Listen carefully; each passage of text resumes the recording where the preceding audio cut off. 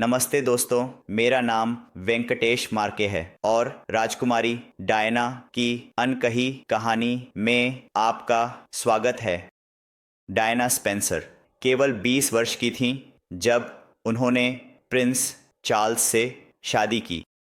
दुनिया ने देखा कि कैसे एक शर्मीली किंडरगार्टन शिक्षक रातों रात एक राजकुमारी बन गई, लेकिन चमक दमक के पीछे एक अलग कहानी अनफोल्डिंग हो रही थी। डायना का मानसिक स्वास्थ्य के साथ संघर्ष बहुत पहले शुरू हुआ था, जब वह शाही परिवार में शामिल हुई। एक बच्चे के रूप में उन्होंने अपने माता पिता के तलाक को देखा। परिवार के टूटने के इन शुरुआती अनुभवों ने गहरा भावनात्मक प्रभाव छोड़ा। डायना स्पेंसर का शाही जीवन में प्रवेश बिल्कुल भी सहज नहीं था। गहन मीडिया निगरानी और कठोर शाही प्रोटोकॉल अत्यधिक भारी थे। वह एक ऐसी दुनिया में अकेली और अलग थलग छोड़ दी गई जो ठंडी और अपरिचित लगती है। राजकुमारी डायना ने एक बार कहा था, जितना ऊंचा आप चढ़ते हैं उतना ही दूर आपको गिरना पड़ता है। डायना की मुख्य संघर्षों में से एक बुलेमिया, एक खाने के विकार के साथ था। डायना की बुलेमिया के साथ लड़ाई कई वर्षों तक चली। यह एक रहस्य था जिसे उसने जनता और यहाँ तक कि अपने परिवार से भी छिपा रखा था। अवसाद ने भी डायना के जीवन पर एक अंधेरा साया डाल दिया। उन्होंने बहुत नीचे महसूस करने के बारे में बात की। उनके सार्वजनिक छवि और निजी संघर्ष के बीच का अंतर। डायना की मुस्कान, जिसने लाखों लोगों को मोहित किया, अक्सर गहरे आंतरिक टर्मोइल को दर्शाती है।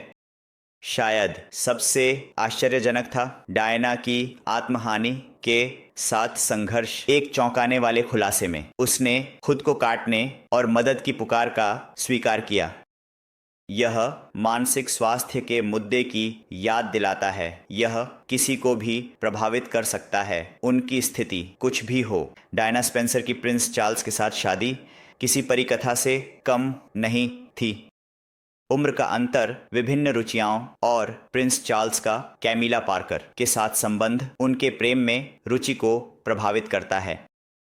डायना एक बिना प्यार की शादी में फंसी हुई महसूस कर रही थीं, जो उनके मानसिक स्वास्थ्य की समस्या को और बढ़ा रहा था। उन्होंने एक बार अपने शादी के दिन को अपनी जिंदगी का सबसे बुरा दिन बताया। अपनी संघर्ष के बावजूद डायना ने रिमार्केबल रेजिलियंस दिखाई। डायना ने उप कोच पीटर सदरलैंड के साथ काम किया, अपने सत्र का उपयोग एक प्रकार की चिकित्सा के रूप में किया। उन्होंने अपने तनाव और चिंता को प्रबंधित करने में मदद के लिए एक्यूपंक्चर और मालिश का भी अन्वेषण किया। अपने साहसी कदम में राजकुमारी डायना ने अपने मानसिक स्वास्थ्य के बारे में खुलकर बात करना शुरू किया। यह उस समय में क्रांतिकारी था जब ऐसे विषय वर्जित थे, विशेष रूप से शाही मंडली में। उनकी ईमानदारी ने कलंक को तोड़ने में मदद की और दूसरों को मदद मांगने के लिए प्रोत्साहित किया।